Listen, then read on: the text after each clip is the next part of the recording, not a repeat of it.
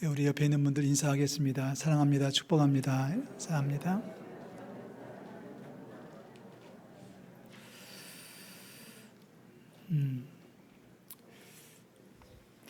저는 중학교 1학년 때 처음 교회를 나가기 시작했는데요. 4월 달로 기억합니다. 저희 집안에 어떤 분이 결혼식이 있어서 결혼식을 참석해야 되는데 그날 주일 아침에 어머니가 엄청 부지런을 떨치더니 일찌감치 예배를 가시겠다고 하셔서 덩달아 따라 나왔습니다. 교복을 입었을 때입니다. 여러분 아실 겁니다. 이렇게 검정색 교복을 입고 호크를 채우고 이쪽에는 배지를 달고 이쪽인가 한쪽에는 학년 표시를 달고 이제 막 입학을 해서 이제 일자를 딱 달고 교회를 갔는데 어떤 한 사람이 막 뛰어내려 오더니 너 어디 다녀? 그러더라고요. 용산중학교 다녀? 그래서 네 그랬더니 이렇게 보니까 자기도 교복을 입었는데 저보다 하나가 더 많은 2학년이더라고요.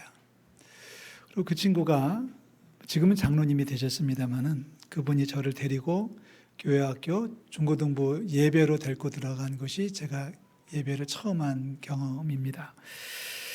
토요일만 되면 저를 찾아옵니다. 저희 교실을 찾아와가지고 소리 지르면서 저를 불러댑니다. 이제 중학교 때는 한 학년이 굉장히 무섭지 않습니까? 한 학년 선배가 와가지고 제 이름을 불러내면 온 교실이 쥐죽은 듯이 조용해지면 저를 불러내면 제가 이제 그 앞에 나가죠. 그러면 꼭 한마디 합니다. 내일 교회 오는 날이야. 교회 안 오면 너 죽어. 그래서 죽을 줄 알고 교회를 열심히 나갔습니다.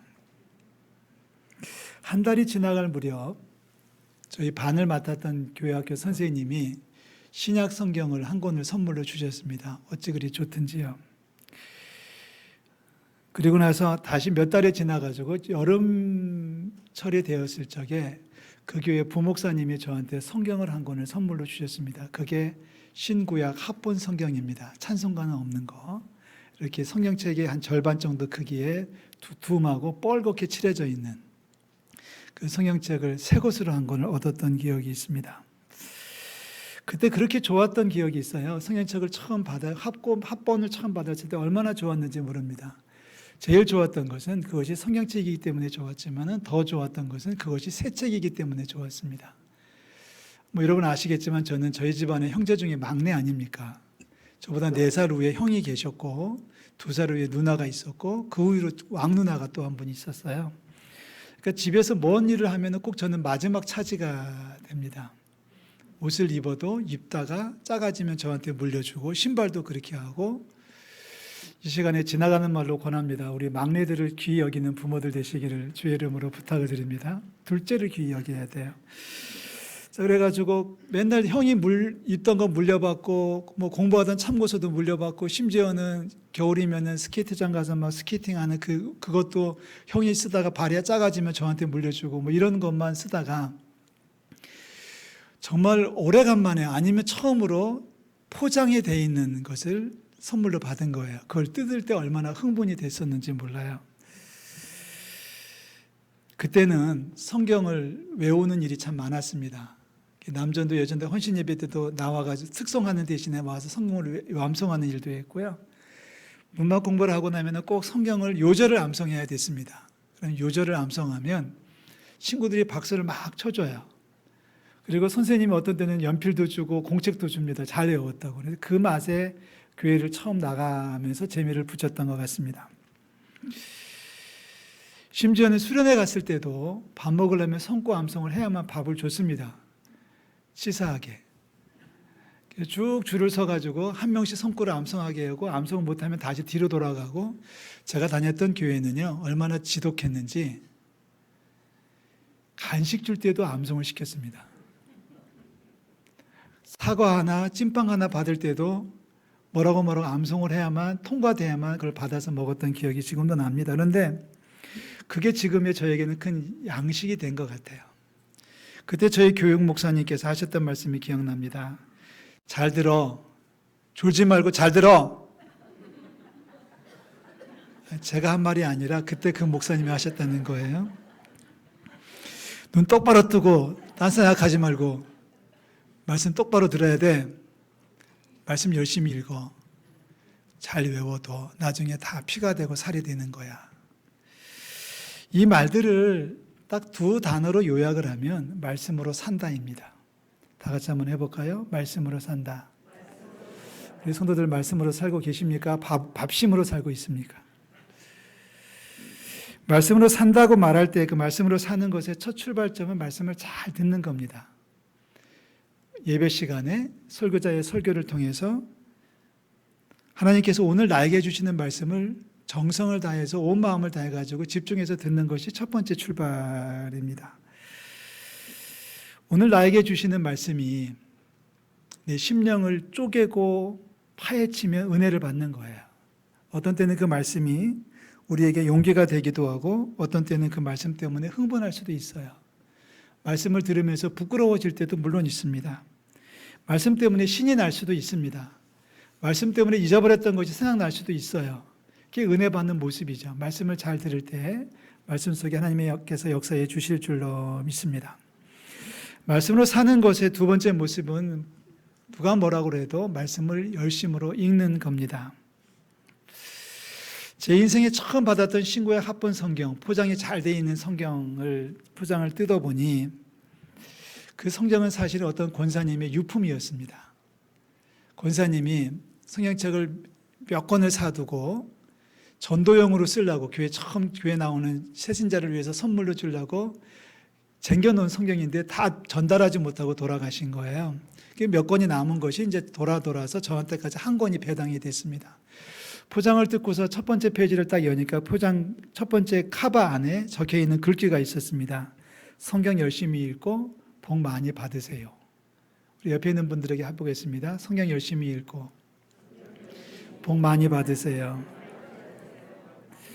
말씀으로 사는 것은 성경을 열심히 읽는 것을 당연히 포함해야 되겠죠. 말씀을 열심히 읽고 복 많이 받으시기를 주의 이름으로 축원합니다. 성경책은 가지고 있는데 읽지 않는다면 마치 집에 자동차는 있는데 시동조차 걸지 않는 것과 똑같습니다. 성경은 있는데 읽지 않는다면 아무 소용이 없는 거란 얘기예요. 몇 년 전, 한 10년 전쯤으로 기억합니다마는 네팔의 현지 목사님들이 저희 교회를 한 열흘 동안 방문하신 적이 있었어요, 한국에. 우리가 처음 교회를 건축했던 그 고가라나 교회 선더라인 목사님도 물론 오셨고, 한 3분 정도의 목사님이 오셔서 한 열흘 정도 머무시는 중에 전라남도 증도에 있는 문진경 전도사님 기념관, 순교기념관을 1박 2일 일정으로 다녀온 적이 있었습니다. 저희 주변에 있는 목사님들 2분 정도 모시고 승합차를 몰고 이제 전라도까지 이제 내려가는데 가다가 갑자기 소리를 뻑 질러요, 목사님들이. 왜 그러나 그랬더니 바다를 처음 본 겁니다. 네팔은 바다가 없잖아요, 사방에. 그러다가 뭐 TV로 보고 사진으로 보다가 바다를 육안으로 처음 보니까 소리를 뻑 질러서 내일 아침 먹고 내일 아침 일찍 바다에 몸을 담그겠다. 그렇게 하고 약속을 하고 이제 증도까지 내려와 갔습니다. 가면서 중간중간 바다가 보이는지 어두워져서 들어갈 수는 없었어요. 그리고 내일 아침 일어나면 우리 바다 간다 이렇게 약속을 하고 잠을 청했습니다. 저쪽 방에 네팔 목사님들이 주무시고 우리 쪽에는 우리 목사님들하고 같이 잠을 자는데 한 5시쯤 되니까 인기척이 들리는 거예요.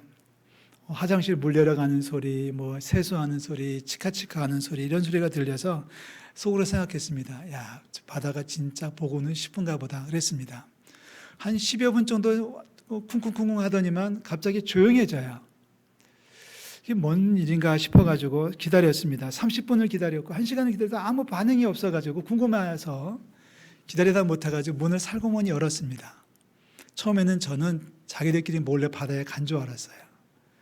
근데 간 게 아니고 아침에 일어나가지고 4시 반, 5시쯤 일어나가지고 세수하고 양치질하고 옷 입고 그리고 세 분 목사님이 네팔 쪽을 향해서 무릎을 꿇고 앉아가지고 성경을 읽고 기도하고 있었습니다. 2분은 성경을 읽고 있고 한 분은 기도하고 있더라고요. 정자세로 누워서도 아니고 무릎을 꿇은 자세로 아무 책상이 없으니까 성경책 이렇게 들고 그리고 기도하면서 기도하고 말씀 보고 그러는 모습을 이렇게 지켜보고서 큰 울림이 있었어요. 한참 만에 목사님들 나와서 이제 아침부터 먹자. 너무 배가 고프니까 아침부터 먹자 그랬습니다. 아침부터 먹는데 아침을 먹으면서 한 목사님이 이렇게 말씀하셨습니다. 영어로 할까요? No Bible, no breakfast. 다 같이 한번 해보겠습니다. 시작. No Bible, no breakfast. 자, 무슨 뜻인가요? 말씀을 읽지 않으면 아침을 굶겠습니다. 말씀을 읽지 않으면 아침을 안 먹습니다. 아무리 바쁘고 아무리 급해도 자기네들은 말씀을 읽고 그리고 나서 아침을 먹는다. 말씀과 기도로 하루를 시작한다는 얘기를 들려주었습니다. 그 말이 바로 No Bible, no breakfast입니다. 생전 처음 보는 40대 될 때까지 바다를 한 번도 만져본 적이 없고 들어가 본 적이 없어서 아침에 가보고 싶은 마음은 아주 들끓어 올랐지만 말씀을 읽어야만 가고 기도를 해야만 갑니다. 하루를 시작합니다라는 것이 그분들의 신앙 고백이었습니다. 말씀을 읽는 양이나 시간은 개인적으로 차이는 있을 수밖에 없을 겁니다. 여유가 있는 분들은 해가 중천에 뜰 때까지 말씀을 읽을 수 있겠지만 바쁘고 출근해야 되시는 분들은 말씀을 많이 읽을 수는 없을 겁니다. 시간적으로. 하지만 양이 많든 적든 아침에 말씀으로 하루를 시작한다고 하는 것은 중요한 의미가 있습니다. 이스라엘 성지순례를 갔을 때에 참 묘한 경험을 한 적이 있었는데요. 예루살렘 옆에 가면 다윗의 무덤이 있고 그 무덤에서 쭉 옆으로 내려가면은 회당이 하나가 있어요. 근데 회당이 있어서 이제 회당으로 들어갔더니 초등학교 아이들이 말씀을 보고 있더라고요. 걔네들은 일어나서 읽어요. 앉지 않아요. 말씀 읽을 때는. 감히 하나님 말씀을 어떻게 앉아서 읽냐는 게 그분들의 신앙 고백입니다. 말씀을 읽는데 고등학교쯤 다닐 것 같은 학생이 회초리를 들고서 다니면서 초등학생들을 격려를 해요. 자세가 삐뚤어지면은 툭 한번 치기도 하고 책상을 두드리기도 하고 하면서 격려하면서 말씀을 열심히 몸을 흔들어가면서 읽어요. 근데 좀 이상해요. 저희가 옆에 접근해서 카메라를 들이댔더니 말씀을 열심히 읽다가 포즈를 취합니다. 그리고 사진기를 내려놓으면 또 열심히 말씀을 읽어요. 마침 한 아이가 밖으로 나왔어요. 물었습니다. 어디 읽어요? 물었더니 그 아이가 하는 말이 어디라고 하는데 제 기억에 에스겔서 같아요. 굉장히 어려운 말씀이잖아요. 그래서 두 번째 물었습니다. 너 그거 이해가 돼? 그랬더니 그 아이가 초등학교 2학년, 3학년 되는 아이가 하는 말이 이걸 어떻게 다 이해를 해요? 그러더라고요. 그러니까 점점 궁금해지잖아요. 그래서 또 물었습니다. 너 근데 왜 읽어? 이해도 못한다며. 그랬더니 그 친구가 저를 빠꼼히 올려다보면서 하는 말이 지금도 잊을 수가 없어요. 말씀을 나는 이해를 못하지만 내가 말씀 있는 모습을 하나님은 귀하게 보실 거예요. 무슨 뜻인지는 모르지만 내가 말씀을 열심히 읽고 있으면 하나님은 자기를 귀하게 여겨주신다는 믿음이 있는 거예요. 그래서 말씀을 읽는다는 거예요. 이게 말씀을 읽는 자세입니다. 여러분들이 오늘 말씀을 읽고 혹은 듣고 말씀을 잊어버릴 거예요. 한번 따라 하실래요? 말씀을 듣고 잊어버리는 것도 복이다. 목사에게는 복입니다. 목사님들이 제일 싫어하는 분들이 누군지 아세요? 성경책에다가 몇 월 며칠 설교 제목 뭐라고 적어놓는 분들. 네, 지나가는 말이고요. 말씀을 몰라도, 여러분이 말씀을 잃어버려도, 잊어버려도 말씀을 듣는 모습을, 말씀을 읽는 모습을 하나님은 귀하게 여겨주시는 줄로 믿습니다.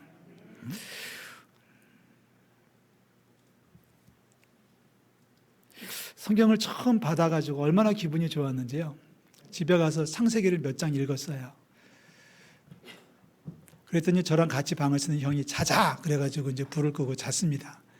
근데 불을 끄고 자는데 성경책이 너무 좋아가지고 머리맡에 두고 잤어요. 자다 말고 일어나가지고 성경책이 잘 있는지, 혹시 우리 형이 가져간 건 아닌지, 성경책을 자다 말고 확인하고, 그리고 아침에 학교 나올 때도 가방에 넣어서 성경책을 들고 왔습니다. 이렇게 두꺼운 거를, 그 무거운 거를. 저는 중학교를 버스를 2번 갈아타고 다녔거든요. 그 성경책을 들고 가방 속에 넣어가지고 갖고 오고, 한 번은 수업 시간에 읽다가 걸려가지고 혼난 적도 있고요. 성경책이 너무 좋은 거예요. 너무 좋은 거예요. 모르는 말씀이 있으면 메모했다가 교회 선생님에게 물었습니다.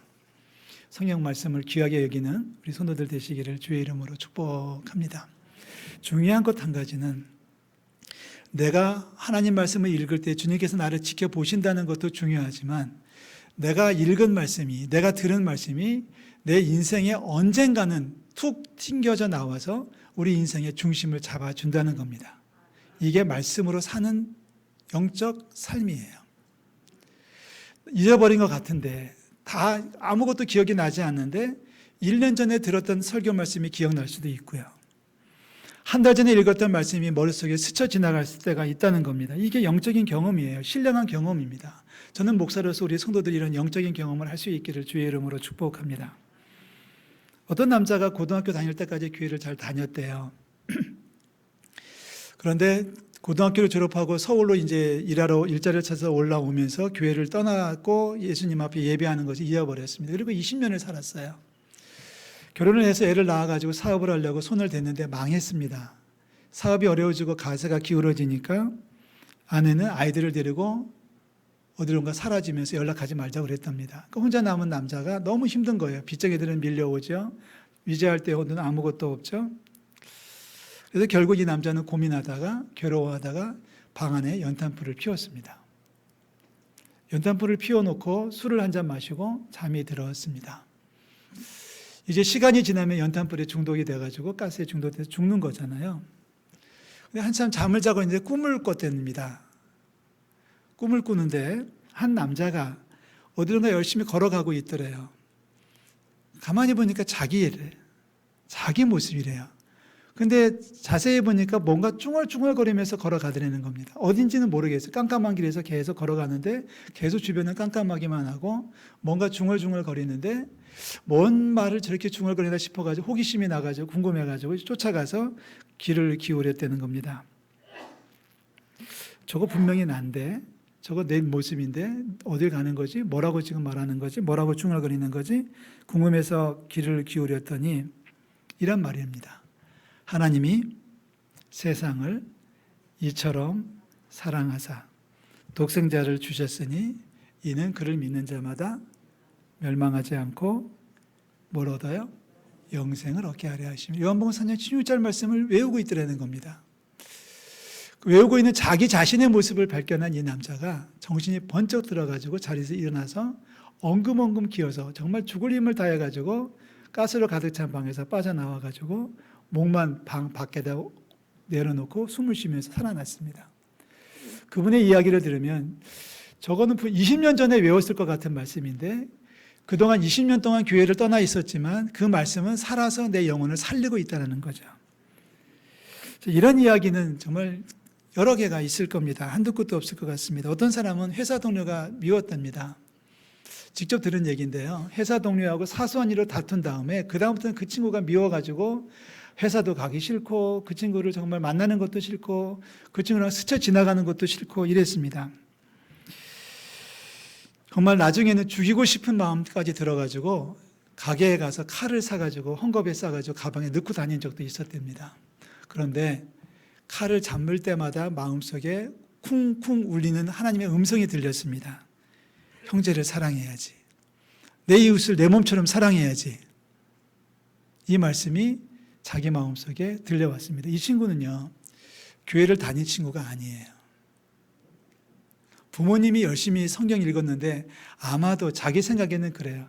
어머니가 성경을 소리내서 읽는 모습을 옆에 방에서 들었던 모양이라고 자기는 얘기하는데 성령께서 역사하시는 걸 우리가 어떻게 감히 측정할 수 있겠습니까?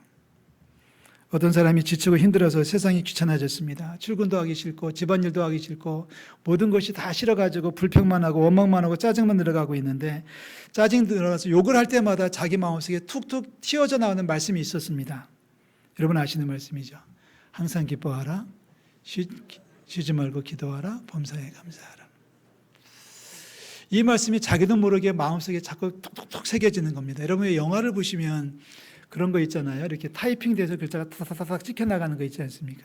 그 모습이 자기 심령 속에 계속해서 울려져 나와서 결국은 자기가 먼저 가서 화해하고 용서를 빌어서 관계가 개선됐다는 이야기도 들었습니다. 오늘 읽은 말씀 히브리서 4장에서 하는 말이 그겁니다. 하나님의 말씀은 살아있다고 그랬습니다. 활력이 있다고 그랬습니다. 할렐루야. 하나님의 말씀은 액자에 넣어서 우리가 보는 말씀이 아니에요. 그게 전부가 아니에요. 하나님의 말씀은 교회 달력에 인쇄되어 있는 그게 전부가 아니에요. 하나님의 말씀은 살아있어서 그 벽을 뚫고 액자를 뚫고 나와가지고 내 심령에 못이 박히는 거예요. 내 심령에 핀을 박아주는 거예요. 내 심령을 두드리시는 거예요. 우리의 혼과 영과 관절과 골수를 찔러 쪼갠다고 말씀했습니다.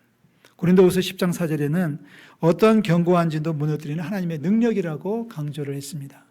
말씀이 능력이 될 줄로 믿습니다. 한 가지 더 얘기를 해야 될 것 같습니다.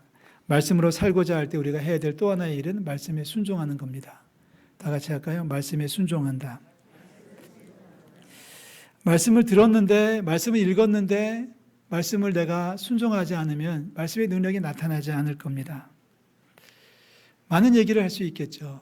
예수님께서 산상수훈을 말씀하시고 나니까 거기에 있던 많은 종교 지도자들이 입이 떡 벌어졌어요. 야, 진짜 멋진 말이다, 멋진 연설이다, 멋진 말씀이다. 입이 떡 벌어졌을 때 예수님께서 마지막 하시는 말씀이 있어요. 이 말을 듣고 그대로 행하는 자가 복이 있는 거예요. 오늘 저는 우리 성도들에게 말씀대로 행하자라고 말씀을 드렸습니다. 성경을 읽자라고 말씀을 드렸습니다. 우리가 말씀대로 행하는지 안 하는지는 내일 정오까지 판단이 되실 거예요. 그동안 안 하던 말씀을, 안 읽던 말씀을 오늘부터는 좀 더 열심으로 읽어주시기를 주의 이름으로 부탁을 드립니다. 말씀을 읽고 말씀을 들었다면 말씀도 행하는 것이 중요하다는 얘기를 하고 있습니다. 성경의 마지막 책은 요한계시록입니다. 요한계시록은 하나님께서 사도 요한을 통해서 마지막 때 있어질 상황을, 그러한 모습을 예언으로 남겨주신 말씀이 바로 요한이 전한 계시록입니다. 요한계시록 1장을 시작하면서 첫 출발하면서 이렇게 시작을 합니다. 이 예언의 말씀을 읽는 자와 듣는 자와 그 가운데에 기록된 것을 지키는 자는 복이 있다. 이 말씀을 첫 번째 딱 선포를 하고 요한계시록은 시작합니다. 이 말씀을 듣는 자, 읽는 자, 그리고 그 가운데 기록된 대로 지키는 자가 복이 있습니다. 라는 말씀으로 요한계시록이 시작이 돼서 22장까지 쭉 장래 일을 이야기합니다. 22장 마지막에서 결론을 내립니다. 이렇게 내립니다. 다 같이 읽어볼까요? 보라, 내가 속히 오리니 이 두루마리의 예언의 말씀을 지키는 자는 복이 있으리라 하더라. 이 예언의 말씀을 들은 자가 복이 아닙니다. 예언의 말씀을 읽은 자가 복이 아니라 누가 복이에요? 지키는 자가 복이 있다 그랬습니다. 말씀대로 사는 것이 쉬운 것은 절대로 아닙니다. 저도 어렵습니다. 저도 할 때마다, 말씀 읽을 때마다 이건 정말 어려운데라는 생각을 가져봅니다. 그런데 여러분 노력은 해야 됩니다. 첫째로 말씀을 들으실 때 집중하시기를 바라고요. 말씀을 열심으로 읽으시기를 바라고요. 말씀을 읽고 들었으면 그 말씀에 기록된 대로 지키려고 노력을 해 주셔야 됩니다. 잘 못해도 하나님 우리를 귀하게 보실 줄로 믿습니다. 지난 주일 우리는 십자가로 승리한다라고는 말씀을 드렸습니다. 우리 로비에 있는 게시판에 있는 표어죠. 말씀으로 살고 십자가로 승리한다. 지난주의 말씀을 기억하십니까? 내 안에 또 다른 내가 있다. 내 안에 또 다른 내가 있어서 나는 선을 행하려고 하는데 내 안에 있는 또 다른 내가 나를 가지고 자꾸만 장난질치고 나를 미혹해서 나를 하여금 어둠에 빠지게 만들고 있다. 나는 믿음으로 살려고 결단하고 노력하는데 내 안에 있는 또 다른 내가 나를 가지고 장난질치고 있다. 그런 말씀을 드렸습니다. 그래서 결국 승리를 한다고 말할 때 우리의 승리를 해야 되는 가장 결정적인, 가장 중요하고 가장 막중한 상대가 있다면 그것은 남편도 아니고 아내도 아니고 직장 상사도 아니고 사실 북한도 아니고 우리 자신이라고 그랬습니다. 다시 한번 축복합니다. 우리 자신과의 싸움에서 승리하시기를 주의 이름으로 축원합니다. 내 자신과의 싸움조차도 승리하지 못하면서 밖에 나가서 큰 일을 하겠다고 말하는 것은 잘못된 것 아니겠습니까? 내 안에 있는 또 다른 나와 싸워서 이기지 못하면서 세상에 나가서 어둠의 세력과 싸우겠다고 말하는 것은 무섭습니다. 두렵습니다. 성도들에게 묻고 싶습니다. 사랑하는 성도 여러분, 패배자로 사시렵니까? 승리자로 사시렵니까? 평생을 패배만 하시겠습니까? 아니면 승리를 하시기를 원하십니까? 승리자로 살기를 원하신다면 하나님의 말씀을 가까이 하십시오. 말씀으로 살고 십자가로 승리한다고 하는 것은 물론 예수님의 능력으로 우리가 승리한다는 말입니다만은 예수님의 능력이 우리의 삶 가운데 나타나는 방법 중에 하나가 바로 말씀입니다. 말씀이 내 속에서 내 신을 살아 역사하려면 말씀을 읽어야 되고 말씀을 진중해서 들어야 되고 말씀대로 행하기 위해서 노력을 해야 됩니다. 그리고 때에 따라서 시시때때로 내 가운데 역사하시는 주님의 음성을 들을 수 있어야 됩니다. 그러나 성도들에게 권합니다. 예배에 참석할 때마다 선포되는 하나님의 말씀에 아멘 하시기를 주의 이름으로 축복합니다. 집에 돌아가시면 신문이나 잡지 내려놓으셔야 돼요. TV 리모컨을 내려놓고 대신 하나님의 말씀을 잡으실 때 십자가의 능력이 나타날 줄로 믿습니다. 주님께서 나에게 시시때때로 주시는 말씀이 있을 거예요. 나 한 사람에게. 지금도 저는 말씀을 읽자라고 말씀을 드리고 있지만 설교를 하고 있지만은 다른 말씀으로 선생님께서 말씀하시는지 그 말씀을 들으시는 분이 계시는지 저는 모르겠습니다. 저는 여기서 성경을 읽읍시다라고 목소리 높여서 외치고 있는데 아마 한두 번 정도는 회개하는 분들이 계실지도 모르겠습니다. 선생님께서 하시는 일을 우리가 뭐라고 말할 수 없습니다만은 그 말씀에 순종하는 것은 당연합니다. 말씀으로 사시기를 주의 이름으로 축원합니다. 말씀으로 살고 십자가로 승리하는 우리 은천 성도들 되시기를 주의 이름으로 축복합니다. 기도하겠습니다. 하나님 아버지 은혜와 사랑을 감사를 드립니다. 주님을 믿는다고 하면서도 예배를 등한시했고 말씀에 집중하지 못했고 주님을 믿는다라고 말하면서도 하나님의 말씀을 멀리했던 것을 용서하여 주시옵소서. 1년이 됐고 10년이 됐고 20년이 됐는데도 성경 좀 한 번조차 읽지 못하면서 집사로 권사로 살아가고 있는 분들이 너무나도 많이 있습니다. 벌써 10월의 첫날을 시작했는데 하나님 10월 한 달 동안에 말씀을 읽는 이들도 있지만 말씀도 한 번도 펼쳐보지도 못한 채 주일이면은 먼지 털어서 교회 나오는 성도들도 있는 것을 알고 있습니다. 아버지 이 시간에 간절히 기도하옵나니 이제는 말씀의 사람이 되게 도와주시고 말씀으로 하루를 출발할 수 있게 도와주시고 말씀으로 세상을 이기는 능력을 더하여 주시옵소서. 하나님 아버지 말씀이 우리의 삶 가운데 가까이 다가오기를 원합니다.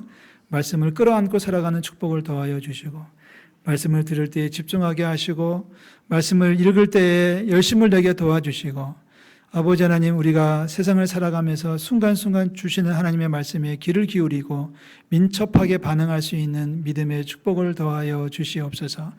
잘 못합니다. 하나님 용서하여 주시되 그래도 열심히 노력하고 있사오니 말씀대로 살아가기 위해 노력하는 사랑하는 성도들을 축복하사 저들의 약한 마음을 다스려 주시고 강한 손으로 붙들어 주시옵소서. 말씀을 읽고 말씀을 듣고 말씀대로 살아가는 자가 복이 있다고 하시는 주의 말씀을 기억합니다. 아버지 하나님이 일가 인생을 살아가면서 승리하기를 원합니다. 말씀 없이 허무하게 무너지는 인생이 되지 말게 도와주시고 말씀의 탑을 쌓아서 말씀으로 세상을 이기는 놀라운 축복을 더하여 주시옵소서. 오늘 저녁부터 잠자리에 드는 방식이 달라지게 도와주시고 아버지 내일 아침부터 하루를 시작하는 방식이 달라지는 축복을 더하여 주시옵소서. 하나님 아버지 일보다 말씀이 중요하게 여겨지기 원합니다. 말씀을 가슴에 끌어안고 살아가는 하늘의 복을 더하여 주시옵소서. 예수 그리스도의 이름으로 기도하옵나이다. 아멘.